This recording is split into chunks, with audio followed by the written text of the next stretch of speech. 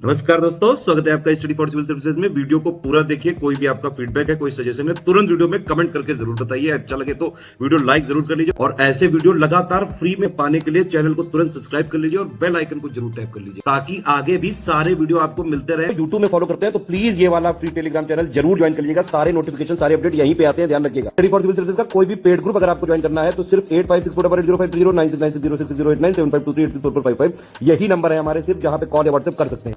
Instagram पे हमारा page जरूर फॉलो कर लीजिएगा, study for civil dot services है। ट्विटर पे हमको जरूर फॉलो कर लीजिएगा, @स्टडी फॉर सिविल्स है। सारे क्वेश्चन अटेम्प्ट करिए और स्कोर अपना तुरंत कमेंट करके बताइए। दोस्तों, ग्राम विकास अधिकारी की पुनर्परीक्षा को ध्यान में रखते हुए मॉक टेस्ट की हमारी श्रृंखलाएं चल रही हैं और इस समय हम सामान्य हिंदी के मॉक टेस्ट हल कर रहे थे।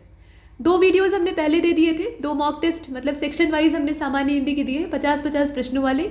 बिल्कुल वैसा ही 50 प्रश्नों का एक और फॉर्मेट आपके सामने हाजिर है। ये तीसरा मॉक है, इसे क्रम से आप हल करके देखिएगा, आपका बेहतर अभ्यास हो जाएगा और आपको रिवीजन का मौका मिलेगा। तो शुरू करते हैं आज के इस टेस्ट को। खुद से भी प्रश्नों को हल करने की कोशिश करिएगा। पहला प्रश्न यहाँ गद्यांश से आपसे पूछा जाएगा, इसीलिए पहले एक गद्य खंड दिया हुआ है।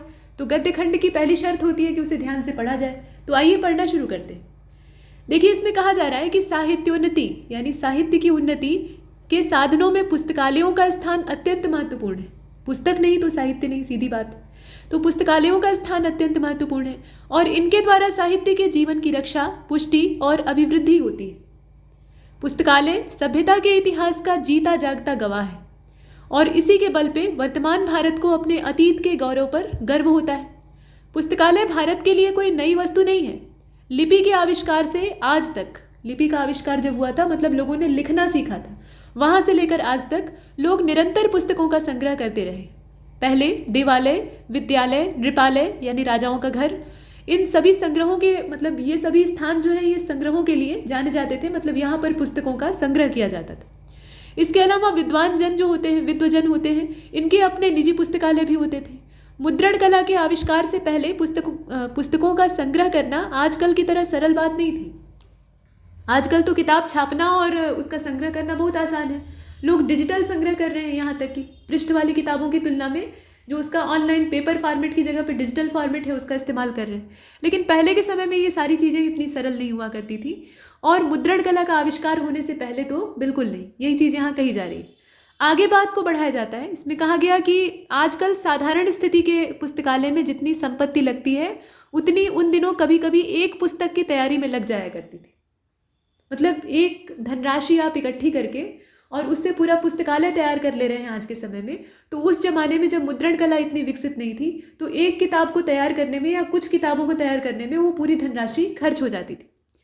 भारत के पुस्तकालय संसार भर में अपना सानी नहीं रखते थे। प्राचीन काल से लेकर मुगल सम्राटों के समय तक यही स्थिति रहती है। चीन, फारस, ये सब प्रभृति सुंदर स्थित देशों के जो झुंड आते थे, झुंड का मतलब कारवां या बाहरी जो विदेशी यात्री आप सुनते हैं जैसे वेनसांग या इस तरह के मेगास्थनीज इत्यादि, तो ये लंबी यात्राएं करके भारत आया करते थे और उसमें से बहुतों का उद्देश्य होता था यहाँ आकर जानकारी प्राप्त करना। तो ये सारी बातें यहाँ पर लिखी हुई हैं, लेकिन वो काला सच लिखा ही नहीं गया कि मध्यकाल में पुस्तकों की कितनी दुर्गति होती। फिलहाल अब यहाँ पर हमें ये गद्यांश है, इसको आधार बना के प्रश्नों के उत्तर देने। तो प्रश्न आपसे पूछा गया कि पहले के जो देवालय अर्थात मंदिर, विद्यालय और नृपालय अर्थात राजाओं के महल थे, वो किस प्रकार के संग्रहों का प्रमुख स्थान होते थे, बताइए। अभी अभी आपने पढ़ा है। तो ये लिपियों के संग्रह का स्थान होते थे, साहित्य के संग्रह का स्थान होते थे, पुस्तकों के संग्रह का स्थान होते थे, या इसमें से कुछ नहीं होते थे? सही जवाब क्या होना चाहिए? पुस्तकों के संग्रह का। हालांकि साहित्य भी उसी से जुड़ा है, लेकिन हमें सटीक उत्तर देना है जो कि कॉम्प्रिहेंशन में यानी पैराग्राफ में दिया हुआ है। इसके बाद प्रश्न संख्या 2 को देखते हैं। यहाँ पर पूछा गया कि किन देशों के विद्यानुरागी जो हैं वो लंबी यात्राएं करके भारत आया करते थे। तो चीन वाले थे, फारस वाले थे यानी पर्सियन लोग, और ये दोनों ही हो सकते हैं। बाकी यूनानी जो है वो भी रुचि रखते थे, लेकिन उनका उद्देश्य ज़्यादातर कब्जा करने का होता था। तो ज्ञान प्राप्ति के उद्देश्य से ये दोनों आते थे और इसीलिए हम सी का विकल्प इसमें से चुनते हैं। इसके बाद प्रश्न संख्या 3 को देखते हैं। पुस्तकालयों के द्वारा किसके जीवन की रक्षा, पुष्टि और अभिवृद्धि होती है? पुस्तकालय में होती है पुस्तकें, और पुस्तक किसकी रक्षा करती है, किसे पोषित करती है, बताइए।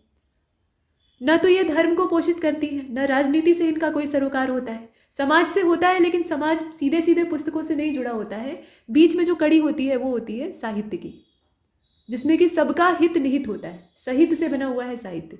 तो इसमें ए ही हमारा सही उत्तर होगा। इसके बाद प्रश्न संख्या 4 को देखते हैं। साहित्य की उन्नति के साधनों में महत्वपूर्ण स्थान किसका है बताइए। देवालय का है, विद्यालय का है, नृपालय का है, पुस्तकालय का। एकदम बच्चों वाले क्वेश्चन है, आप आराम से बिना समय खपाए कर सकते हैं। इसके बाद 5वें नंबर के प्रश्न को देखें। सभ्यता के इतिहास का जीता जागता गवाह है, क्या इसमें गवाह है बताइए। तो सभ्यताओं का इतिहास दर्ज किया जाता है, लिपियों के रूप में दर्ज किया जाता है, और उन्हीं लिपियों का जब संकलन होता है तो पृष्ठ बनते हैं, पृष्ठ से पुस्तकें तैयार होती हैं, ग्रंथ तैयार होते हैं। ग्रंथों का जहाँ भंडारण होता है उन्हें ग्रंथालय या पुस्तकालय कहते हैं। तो इसमें हमारा जवाब क्या होना चाहिए, पुस्तकालय होना चाहिए।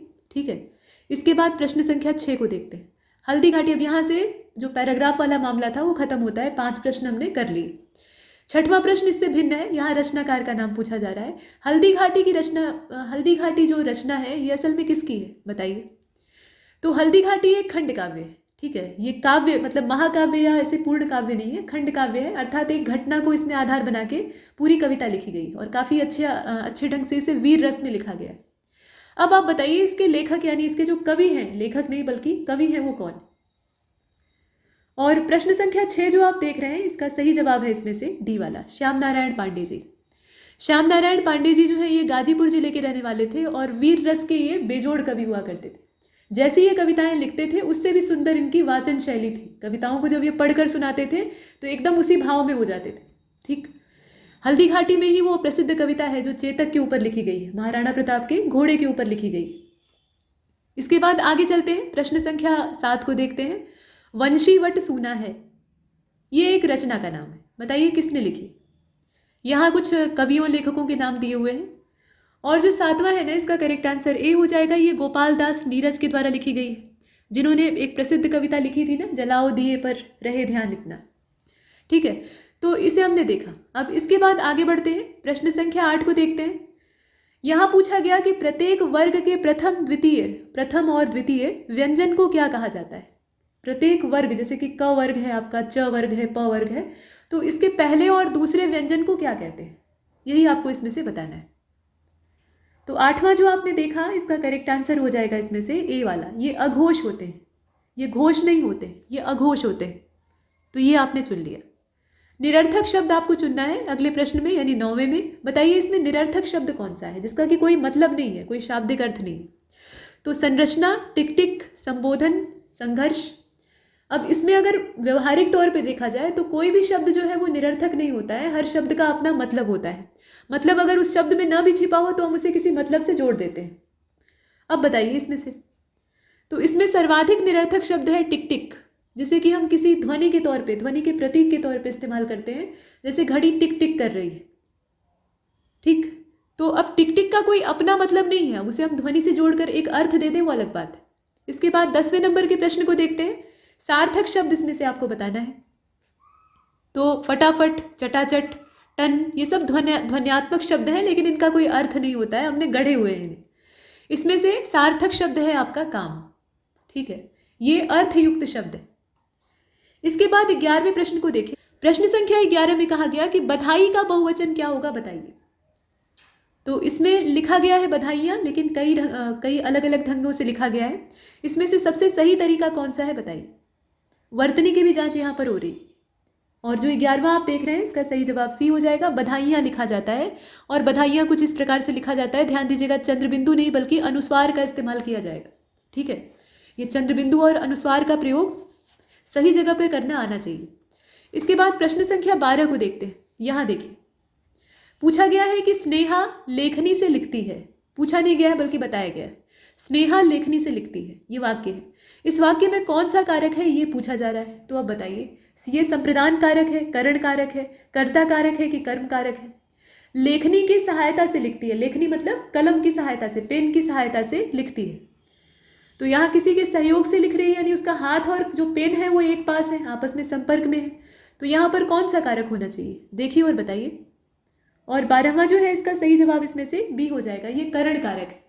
ठीक है, पास आने का अगर भाव आएगा तो करण कारक होगा। से इसका भी विभक्ति चिन्ह होता है और अपादान कारक में भी से विभक्ति चिन्ह का इस्तेमाल होता है, लेकिन वहां दूर जाने का भाव प्रकट होता है। फिलहाल यहाँ पे बी वाला हमारा सही है। प्रश्न संख्या 13 को देखते हैं। मेज पर पुस्तक रखी है। अब आप बताइए इसमें कौन सा कारक इस्तेमाल हुआ है।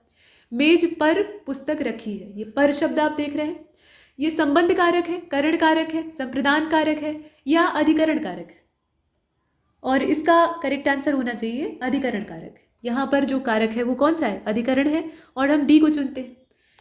इसके बाद 14वें प्रश्न में आपसे पूछा गया कि मैं का बहुवचन क्या होगा, बताइए इसमें से कौन सा होना चाहिए। तो मैं का कोई बहुवचन अगर आप देखें तो हम हो जाएगा। हम लोग अक्सर बहुवचन में ही बोलते हैं। एक व्यक्ति है तो वो कहेगा मैं, और कई सारे हैं तो वो मिलकर कहेंगे कि हम लोग, है ना। तो ये हम जो है ये मैं का बहुवचन है। आई और वी का आप देखते हैं ना फंडा, वही चीज़ है। इसके बाद आगे बढ़ते हैं, प्रश्न संख्या 15 को देखते हैं। यह सर्प है, यह सर्प है। अब इस वाक्य में क्या है, मतलब यह जो है वो क्या है, असल में आपसे ये पूछा जा रहा है। यह शब्द का यहाँ क्या हम अर्थ निकालें।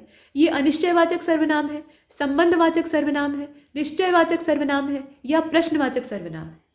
यह जो है वो है तो सर्वनाम, इसमें कोई संदेह नहीं। कैसा सर्वनाम?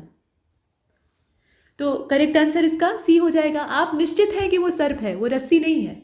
जैसे तुलसीदास जी का आप वृतांत सुनते हैं तो अपनी पत्नी से मिलने पहुंचते हैं और सांप को रस्सी समझकर पकड़ के दूसरी मंजिल पर चढ़ जाते। तो वहाँ उन्हें निश्चय नहीं था कि वो सांप है, नहीं तो वो पकड़ते ही नहीं। लेकिन यहाँ पर आपको निश्चय है कि ये सांप है, ठीक है। तो इसीलिए आप बता रहे हैं कि यह सर्प है, इससे सतर्क रहो। तो आप निश्चय की स्थिति में हैं, तो ये निश्चयवाचक सर्वनाम। इसके बाद प्रश्न संख्या 16 को देखते हैं। दुर्गेश अत्यधिक तेज छात्र है। दुर्गेश अत्यधिक तेज छात्र है। अब यहाँ अत्यधिक का जो तात्पर्य है वो किससे है, बताइए ये है क्या। तो पीछे अभी पिछला मॉक टेस्ट अगर आपने अटेम्प्ट किया होगा तो उसमें ये चीज़ विस्तार से बताई गई है। ये एक प्रविशेषण है, ठीक है। यहाँ ध्यान से अगर आप देखें तो दो विशेषणों का इस्तेमाल हुआ है, एक तो तेज और दूसरा अत्यधिक। छात्र की विशेषता दोनों बता रहे हैं, दोनों बता रहे हैं नहीं। ध्यान से देखें, दुर्गेश जो है वो छात्र का नाम है, उससे कोई सरोकार नहीं है। तेज जो है वो छात्र की विशेषता बता रहा है, और तेज की भी विशेषता बताने का काम कर रहा है अत्यधिक, ठीक है। तो अत्यधिक जो है वो तेज की विशेषता बता रहा है, तेज खुद एक विशेषण है। तो विशेषण की विशेषता बताने वाला जो विशेषण होता है उसको कहा जाता है प्रविशेषण, ठीक है। तो इसमें से हमारा बी वाला आंसर सही हो जाएगा। इसके बाद प्रश्न संख्या 17 को देखते हैं। उसका दिमाग 100 गुना तेजी से काम करता है। अब इस वाक्य में 100 गुना संख्यावाचक विशेषण का कौन सा भेद है तो संख्यावाचक 100 गुना, ठीक है, लेकिन कौन सा भेद है। ये गणना बोधक है, क्रम बोधक है, आवृत्ति बोधक है या प्रत्येक बोधक है। अब उसकी जो वैरायटी है उसमें से आपको चुनना होगा, और इसका जो सही जवाब है वो इसमें सी हो जाएगा, ठीक है। आवृत्ति बोधक है, 100 गुना यानी बार बार उसकी आवृत्ति हो रही है, ठीक है। तो ये आवृत्ति बोधक है। 17वें को हमने कर लिया। अब इसके बाद देखें 18वें प्रश्न को। गरिमा अति सुंदर लड़की है। गरिमा अति सुंदर लड़की है। अब यहाँ पे अति क्या है, फिर से वही प्रविशेषण का फंडा आप आराम से आंख मूंद कर लगा सकते हैं। देखिए सुंदर शब्द खुद ही गुणवाचक विशेषण है जो कि लड़की की विशेषता बता रहा है, और अति जो है वो सुंदर की विशेषता बता रहा है, सुंदर की प्रॉपर्टी को बढ़ा दे रहा है, ठीक है। तो अति जो है वो प्रविशेषण है, सुंदर जो है वो मूल विशेषण है। तो इसमें से हमारा ए वाला उत्तर हो जाएगा। प्रश्न संख्या 19 को देखते हैं। अंदरूनी में कौन सा प्रत्यय लगाया गया है, बताइए। प्रत्यय पीछे लगता है, ध्यान दीजिएगा इधर, तो आगे मत खोजिएगा, ठीक है। अब इसमें आप बताएं, अंदर जो है वो मूल शब्द है। अब बताइए कि प्रत्यय क्या होगा। तो 19वां जो आप देख रहे हैं ना, इसका करेक्ट आंसर बी हो जाएगा, ऊनी। ऊनी होगा, ऊनी नहीं होगा, ऊनी होगा यानी बड़ा ऊ होगा, ये ध्यान दीजिएगा, दोनों दिया हुआ है। इसके बाद प्रश्न संख्या 20 को देखते हैं। यदि लघु किसी शब्द की मूलावस्था है, शब्द मूल रूप से क्या है, लघु है।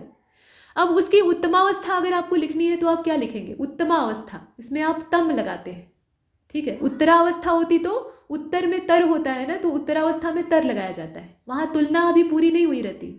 और उत्तमावस्था में हम तुलना करके ये सिद्ध कर चुके होते हैं कि दोनों में से उच्च कौन है, सर्वोच्च कौन है, तो उसमें तम का प्रयोग होता है। तो यहाँ हम लघु में लगा देंगे तम, तो बन क्या जाएगा, लघुत्तम। और लघुत्तम इसमें से हमारा जो विकल्प है वो कौन सा है, ये वाला है। लघुत्तम नहीं होगा, लघुत्तम होगा, यानी आधा त और पूरा त, ये ध्यान दीजिएगा, ठीक है। इसके बाद प्रश्न संख्या 21 को देखते हैं। बाहरी में कौन सा प्रत्यय प्रयुक्त हुआ है। तो ऐसे में अगर प्रत्यय समझ में ना आए ना तो मूल शब्द को अलग कर लीजिए। बाहरी में जो मूल शब्द है वो क्या है, बाहर, ठीक है। अब बाहर को आपने निकाल लिया, बाहर आपका अलग हो गया, तो बचता क्या है इसमें, छोटी ही बचती है कि बड़ी ही बचती है। किस चीज़ की मात्रा आपने र पे लगाई है, बड़ी ही की या छोटी ही की। तो इसमें से हमारा उत्तर क्या हो जाएगा, बड़ी ही हो जाएगा, बाहरी, है ना। काम आसान हो गया। प्रश्न संख्या 22 को देखते हैं। किस वाक्य में आदर्श विशेषण का प्रयोग नहीं हुआ है? बताइए, आदर्श विशेषण कहाँ पे प्रयोग नहीं हुआ है? ऐसे जो यहाँ दृष्टांत वाले विशेषण होते हैं ना, इनको आदर्श कहा जाता है। तो भीम के समान स्थूल, मतलब इसमें एक व्यक्ति या एक वस्तु को आदर्श बनाया जाता है, आइडियल स्टेज दी जाती है कि उसके समान, उसी के समान हम तुलना करेंगे। तो भीम के समान स्थूल, युधिष्ठिर के समान धर्मपालक, चींटी के समान अध्यावसायी, इसमें से कोई नहीं। तो भाई इसमें तीनों में ही जो आपका आदर्श विशेषण है वो इस्तेमाल हुआ है। तुलना एकदम परफेक्ट है ना। भीम के समान स्थूल कोई दूसरा नहीं है, युधिष्ठिर के समान धर्मपालक कोई दूसरा नहीं है, और चींटी के समान अध्यावसायी कोई दूसरा नहीं है। अध्यावसायी का मतलब होता है सतत प्रयास करने वाला अभ्यासी व्यक्ति या अभ्यासी जीव। तो चींटी जो है वो नितांत ही परिश्रमी और बार बार प्रयत्न करने वाली होती है।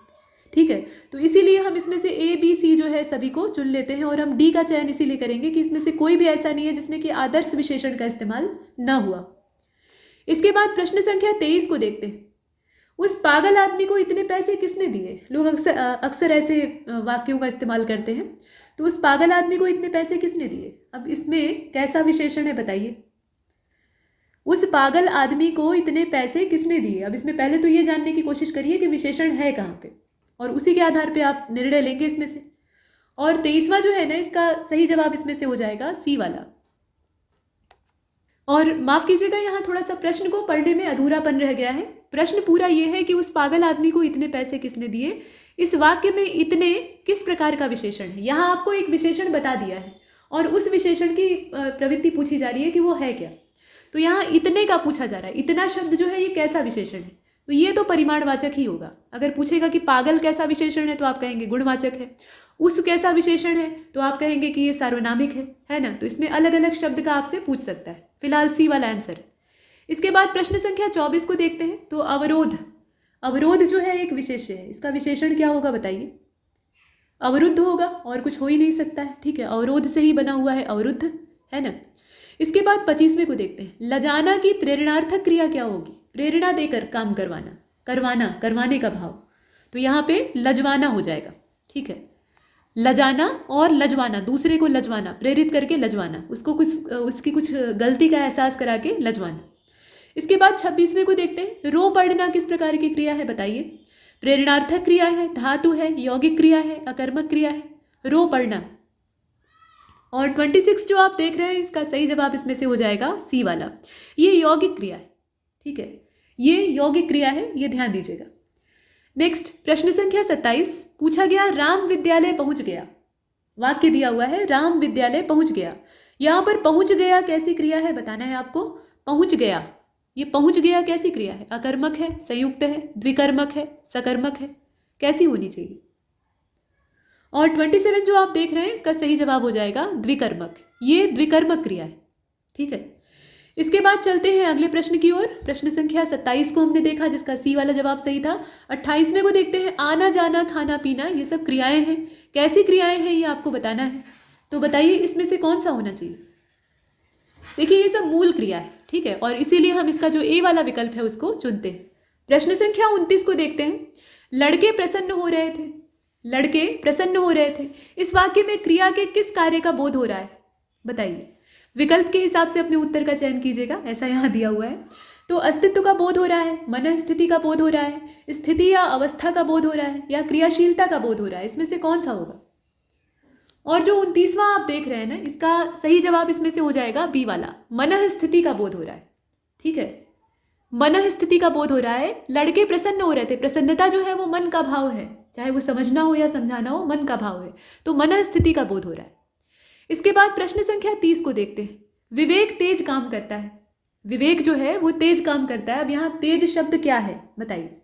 अव्यय है, विकारी शब्द है, विशेषण है, या इसमें से कोई नहीं? और ये जो 30वां प्रश्न आप देख रहे हैं, इसका सही जवाब हो जाएगा ए वाला, ये अव्यय है। तेज जो शब्द है इसमें अव्यय है। और वैसे, और यहाँ थोड़ा सा संशोधन कर लीजिएगा। यहाँ वाक्य की अगर बात की जाए तो विवेक तेज काम करता है। काम की विशेषता ये है, विवेक की विशेषता ये है कि वो तेज काम कर रहा है। ठीक है, तो तेज शब्द यहाँ पे विशेषण है, अव्यय नहीं है। ठीक है, वैसे तेज जो है वो दोनों अर्थों में काम आता है। अगर ये वाक्य में कहीं किसी चीज़ की विशेषता बता रहा है तो विशेषण हो जाएगा, लेकिन अगर ये सामान्य तौर पे सिंगल अगर एक शब्द के तौर पे लिया जाता है तो ये संज्ञा पुल्लिंग के रूप में इस्तेमाल होगा तेज। तो यहाँ विशेषण के तौर पे काम कर रहा है। इसके बाद प्रश्न संख्या 31 को देखते हैं। यहाँ देखिए मकड़ी का तत्सम शब्द क्या होता है। अब यहाँ कुछ विकल्प दिए हैं और करेक्ट आंसर इसका मरकटी हो जाएगा। ठीक है, मरकटी हो जाएगा, ध्यान दीजिएगा। प्रश्न संख्या 32 को देखते हैं। यहाँ देखिए विछोह का तत्सम शब्द क्या होता है, आपको बताना है। विक्षोभ होता है, विछोह होता है, विक्षोभ होता है, इसमें से क्या होता है।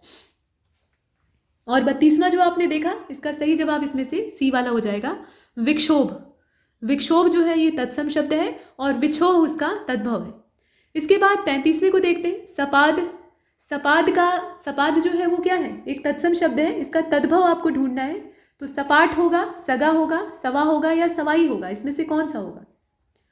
और 33 को आपने देखा, करेक्ट आंसर इसका सी हो जाएगा, सवा। ठीक, सवा होगा। इसके बाद आगे बढ़ते हैं। प्रश्न संख्या 34 को देखते हैं। सगुण और निर्गुण निम्नलिखित में से किस विकल्प के अंतर्गत रखे जा सकते हैं। सगुण और निर्गुण असल में है क्या, आपसे ये पूछा जा रहा है। तो ये दो मार्ग हो सकते हैं, दो अयन हो सकते हैं, दो उपासना हो सकती है, दो पक्ष हो सकते हैं। अयन मतलब निवास स्थान। तो अब इसमें आप बताएं 34वां जो है इसका सही जवाब क्या होगा। सी हो जाएगा। दो उपासना के मार्ग हो सकते हैं, सगुण भक्ति धारा और निर्गुण भक्ति धारा, है ना। तो उपासना के दो मार्ग। इसके बाद 35वें को देखते हैं। तारतम्य का पर्यायवाची शब्द इसमें से कौन सा नहीं है, बताइए। यहाँ विकल्प दिया है, आप देख पा रहे हैं।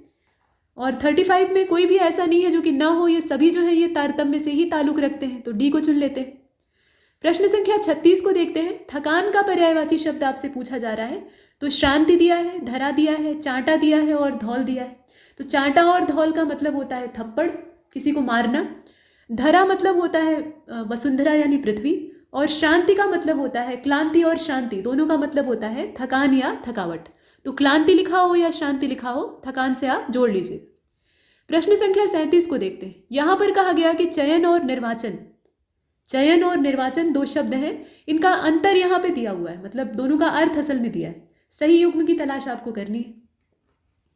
तो विवेक के आधार पर किसी एक को चुनना और मत द्वारा चुनाव करना, चुनाव और चयन, या ऐसे ही एक और विकल्प दिया है। तो 37वां जो है इसका सही जवाब ए ही होगा। देखिए चयन का मतलब होता है विवेक के आधार पे चुनना, किसी एक को चुनना। और निर्वाचन का मतलब होता है मत के द्वारा चुनना। तो हम लोग अपने जो नेताओं को चुनते हैं वो असल में चयन नहीं होता है, वो निर्वाचन होता है। जिसकी जैसी मर्जी होती है, उसमें विवेक लगाया हो या नहीं लगाया हो, निर्वाचन संपन्न हो जाता है। तो वो वोटिंग वाला काम जो है वो निर्वाचन में होता है, मत यहाँ पे दिया जाता है। ठीक, तो ये ए वाला ऑप्शन सही है। प्रश्न संख्या 38 को देखें। द्रव और द्रव्य, इनका आपको अर्थ बताना है क्रमानुसार, बताइए। तो आप पीछे देख चुके हैं पिछले मॉक टेस्ट में। द्रव्य का मतलब होता है मैटर, ठीक है, मैटर भी होता है, और द्रव्य जो है वो धन को भी कहा जाता है, दोनों अर्थ होते हैं इसके। और द्रव्य के अलावा जो द्रव दिया है, द्रव का मतलब होता है तरल पदार्थ, गीली चीज। तो अब इसमें आप देखें, और 38वां जो है इसका सही जवाब हो जाएगा इसमें से बी वाला, तरल पदार्थ और धन। धन के साथ साथ यहाँ पदार्थ भी लिखा रहता ना, मतलब धन की जगह पे पदार्थ अगर लिखा रहता तो भी सही हो जाता, क्योंकि द्रव्य का दोनों अर्थ होता है। ठीक, और द्रव का मतलब होता है तरल। तो पदार्थ की 3 अवस्थाएं यानी द्रव्य की 3 अवस्थाएं होती हैं और द्रव उनमें से एक। ये सब हमने देखा, बी वाला इसका सही था। और प्रश्न संख्या 39 आपसे पूछ रहा है कि गलत कौन सा है। तो दैविक का विलोम है ऐहिक, दिवा का है रात्रि, दानी का है कृपण और धरा का है पृथ्वी। अब इसमें से गलती कहाँ पर है, विलोम आपको तलाशना है। और 39 जो है इसका करेक्ट आंसर होना चाहिए इसका डी वाला। ठीक है, धरा का अंबर होना चाहिए। धरा और पृथ्वी तो समानार्थी हो जाएंगे ना, पर्यायवाची। तो यही गलत है इसमें से, बाकी सब सही है। प्रश्न संख्या 40 को देखते हैं। गलत विकल्प का आपको चयन करना है। तनवंगी और स्थूलंगी दिया हुआ है, इसके अलावा तरल और ठोस दिया है, तन्य और तन्यता दिया है, तनुता और पुष्टता दिया है। सी वाला जो है वो गलत है। तन्य जो है यहाँ पे तन्य और शिथिल होना चाहिए था। तन्य मतलब तना हुआ, शिथिल मतलब ढीला। ठीक है, तो ये यहाँ पे तन्यता दे दिया है जो कि तन्य से ही जुड़ा हुआ शब्द है। बाकी जितने हैं वो विलोम है परफेक्ट। तनवंगी मतलब होता है दुबली पतली स्त्री या महिला, और स्थूलंगी मतलब मोटी ताजी। बाकी का अर्थ आप जानते हैं। तनुता मतलब पतलापन, पुष्टता मतलब हृष्ट पुष्ट यानी भारी भरकम मोटा ताजा। इसके बाद 41वें को देखते हैं। यहाँ देखिए, बिना पलक झपकाए, ये एक वाक्यांश है। शब्द आपको बताना है इसके लिए, बताइए कौन सा होगा। और 41 जो है इसका राइट आंसर इसमें कौन सा होना चाहिए, इसका सी हो जाएगा, अपलक। ठीक है, अपलक देख रहे थे यानी बिना पलक झपकाए देख रहे थे। 42 को देखते हैं। यहाँ देखिए, सोच समझकर कार्य न करने वाला, इस वाक्यांश के लिए एक शब्द आपको बताना है। और 42वां जो है इसका सही उत्तर हो जाएगा अविवेकी, जो विवेक से काम न करता हो। प्रश्न संख्या 43 को देखते हैं। इसमें जो अर्थ है, अर्थ का अनेकार्थी शब्द कौन सा नहीं है, आपको ये बताना है। अर्थ जो है ये मूल शब्द है, इसका अनेकार्थी इसमें से कौन सा नहीं होगा। तो ध्यान से देखें, अर्थ जो है ये धन को भी कहा जाता है, अभिप्राय को भी कहा जाता है, निमित्त को भी कहा जाता है या नहीं कहा जाता है। तो सही जवाब क्या होना चाहिए इसका? डी होना चाहिए। इसमें से कोई भी ऐसा नहीं है जो कि अनेकार्थी ना हो। इसके बाद 44वें को देखते हैं। मैंने विद्यालय जाना है। अब ये वाक्य है और वाक्य जो है वो गलत है। वाक्य में कौन सा हिस्सा गलत है, वो हिस्सा या वो जो अंश है वो आपको चुनना है। और 44 जो आप देख रहे हैं इसका राइट आंसर इसमें से ए हो जाएगा, मैंने ही गलत है। ठीक है, मैंने विद्यालय जाना है, मुझे विद्यालय जाना है या मैं विद्यालय जाऊंगा। तो यहाँ ये मैंने शब्द का प्रयोग ही नहीं होना चाहिए था, तो ये अशुद्ध है। प्रश्न संख्या 45 पूछा गया है कि प्रश्न चिन्ह कौन सा होता है। अब ये तो आप आराम से बता सकते हैं। ठीक, इसके बाद 46 को देखें। आसमान फट जाना, ये मुहावरा है, सही मतलब इसका क्या होगा बताइए।